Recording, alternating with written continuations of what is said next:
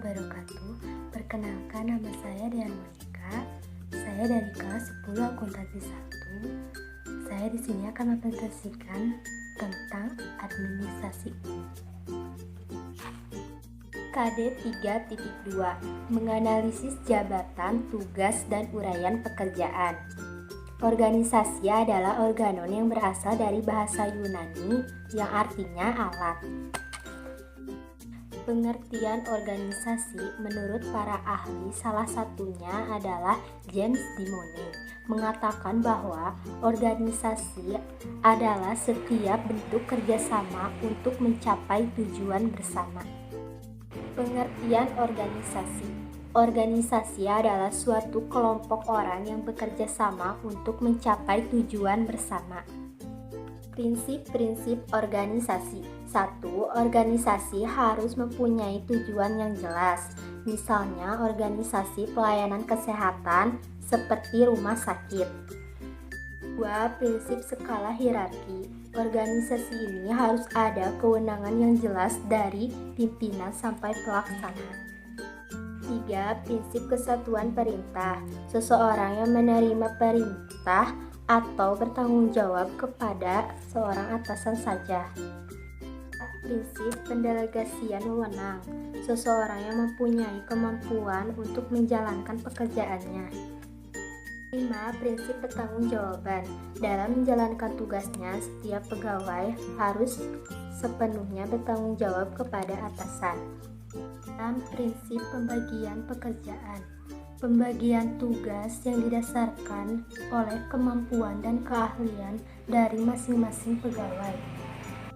7. Prinsip keseimbangan, yaitu menyeimbangkan antara struktur organisasi yang efektif dengan tujuan organisasi. 8. Prinsip fleksibilitas. Organisasi senantiasa melakukan penumbuhan dan perkembangan sesuai dengan dinamika organisasi sendiri dan pengaruh di luar organisasi.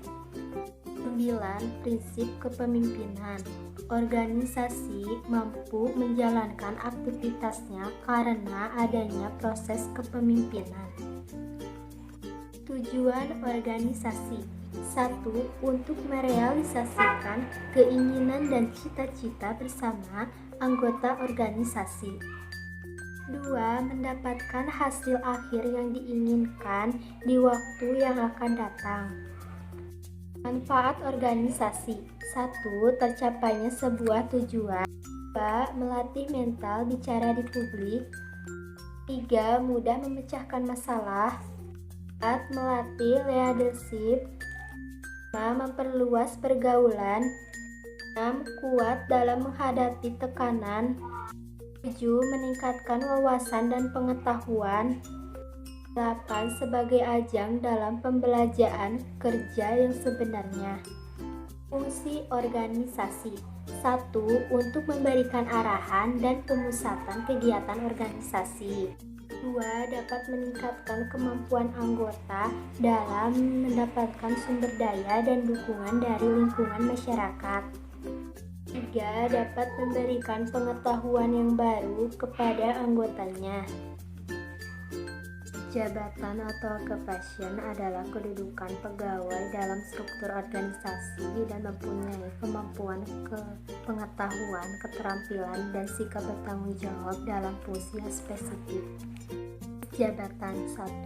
Kepala kantor atau pimpinan atau direktur kantor. 2. Manajerial. 3. Staf. Misalnya staf simpan pinjam, staf akuntan, dan staf pemasaran. 4. Kepala personalia. 5. Kepala tata usaha atau administrasi. 6. Supervisor, sekretaris. Analisis pekerjaan.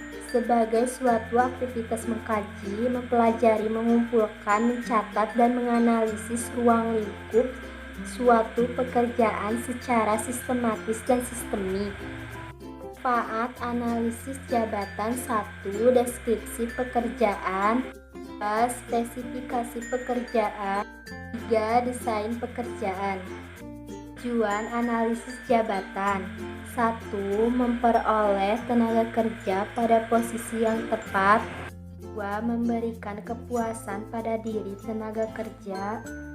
3. Menciptakan iklim dan kondisi kerja yang kondusif.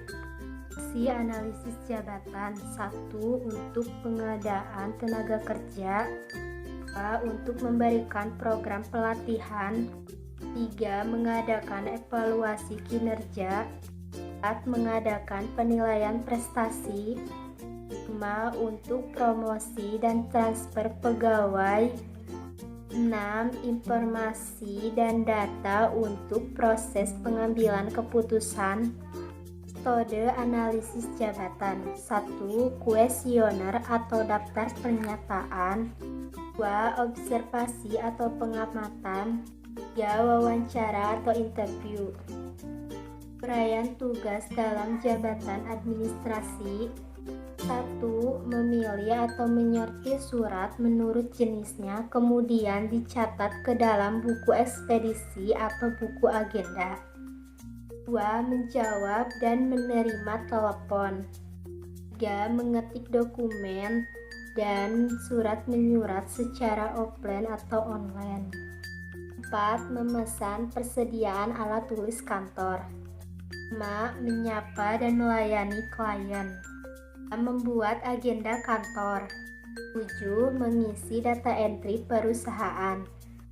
8. Mengarsip surat atau dokumen perusahaan dan lain-lain.